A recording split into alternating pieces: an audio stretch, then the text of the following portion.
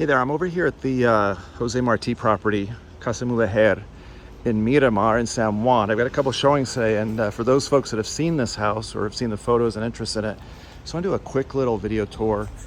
There's some changes that have happened inside for folks that have seen it before. I'm not going to walk through the whole house, but just give you a quick little preview of it. It's Casa Mudejar, built in 1926 or designed in 1926 by a Puerto Rican architect, Francisco Roldan Martino. And it's in the Mudejar design, which combines kind of Iberian Peninsula architecture involving architecture from Jewish, Christian, and Islamic religions. So if you've been to Iberian Peninsula like Andalusia, you might recognize some of the features here. For those people that walked through this, well, I want to do this quick video because we've been working on the house. The owners have brought in architects and contractors and doing some work. So there's been some changes to the property, and I've kind of been tearing away some of the work that was added over the years. I think there's stuff that's kind of bastardized the house, kind of took it away from the style of the original house. And so I just wanted to show it. And one of my impressions is this first room here. This had a drop ceiling on it, an ugly drop ceiling that was probably built in the 70s. Made it kind of a cramped room. And now that the ceilings have been opened up, you can see the height of the ceilings. It all kind of comes together. And I want to show you this angle here because before, the height of that door, the windows, all kind of look cramped, but all of a sudden everything kind of comes together. It's like a little design dimension. Everything's in scale, and it all of a sudden creates a nice space. I don't know if it's coming through on the video, but it really creates a nice space finally with that drop ceiling gone. This is a little outdoor patio, and again, this is the Mudejar design. You can see the tiles, the mosaics. You can see the arches, the ridges on the corners. It's all part of the design of this house. So this room, drop ceiling was taken out. What we're notice also is, obviously with the drop ceiling gone, now we see the bones behind it, and this is some of the plumbing for the upstairs bedroom. In here as well, we're seeing some of the plumbing from the master bedroom. So obviously there's a reason why the drop ceiling was put in place. And the current architect, contractors are now working on how to deal with that. I want to show you, there was an angle over here I saw earlier that just really kind of brings the whole design together. If you look at this doorway, all the arches. It's kind of amazing how arches make things really look elegant, regal at the same time, and can really be a very attractive feature in a house. This back room, again, this had a drop ceiling. I think this is kind of like a proper dining room.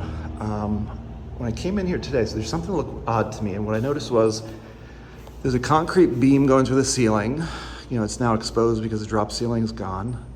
And so I was kind of thinking like, geez, I don't remember, did that come over here? Well, it's not in this room, so what's the purpose of it being there? The whole upstairs area was built with the original house. It's not like they added anything on. There's no added weight up there. So what was the reason for this? For these beams?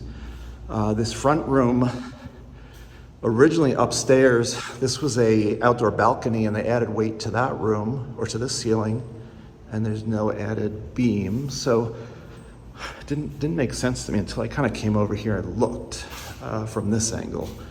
What I had been telling folks, because I've seen photos, from the original house, is that these openings here, these arch openings, had no doors. They were basically open air, because the photo was taken from out there on the street. And when you looked in, you could see these openings, and you could see all the way through the backyard. And what I come to realize is this is the new beam that was poured at one point. And on the other side, you can see an old wall. So, this is one of those interesting things when you start taking houses apart. There was a wall here, so this area here where I'm standing, this was like an outdoor little patio area, and then there must have been windows and doors to come into this interior room, and they just decided at one point to expand it. So that kind of explains the bones. We wouldn't have known that had we not taken the drop ceiling out, so it's kind of interesting. I also noticed some, simple stuff like the AC unit when it was installed. They ran all the conduit up over the drop ceiling, punched a hole and put it outside in the side garden. I'm guessing because they didn't want to put the condensers out here in the backyard, because, you know, this is the entertainment space. Put all the machinery on the side of the house, hide it in the drop ceiling. Another little feature here, I always love seeing this. I'm sure this is like flashback 1960s, 1970s. Every guy who had a basement in his bar would have probably died to have one of these Budweiser overhead lights. So it's a little interesting feature sitting there.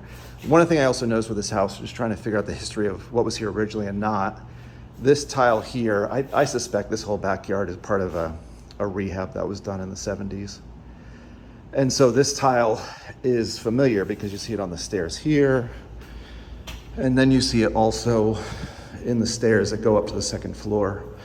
Originally, when I came here, I was thinking these were original tile, but I think these were added on at some point. There's some retractive windows, part of the Mudejar style. So that's, you know, just figuring out the history and pedigree of the house. We've been taking out the closets.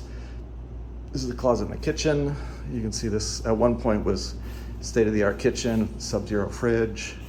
These GE appliances also, I'm sure were state-of-the-art, probably 1970s.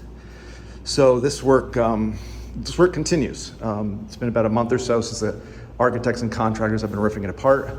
The sellers are basically going to sell this house at some point. It's always available, it's always for sale. It's just a question of who wants to take over and take the house to the next level. I'm not gonna go upstairs. As of right now, all the bedroom closets have been ripped out. They were all cedar lined closets. They've all been ripped out. That's about the extent of what's happened up there. Just kind of clearing out the basics. So it'll be interesting to see where this goes in the coming months. I thought I'd give everyone a little update. There are a lot of folks that have toured this. Everyone loves this house. Anybody who's done any studyings on this architect knows his history in San Juan. And this is one of his better examples.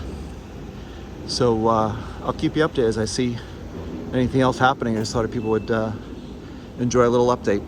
See you later.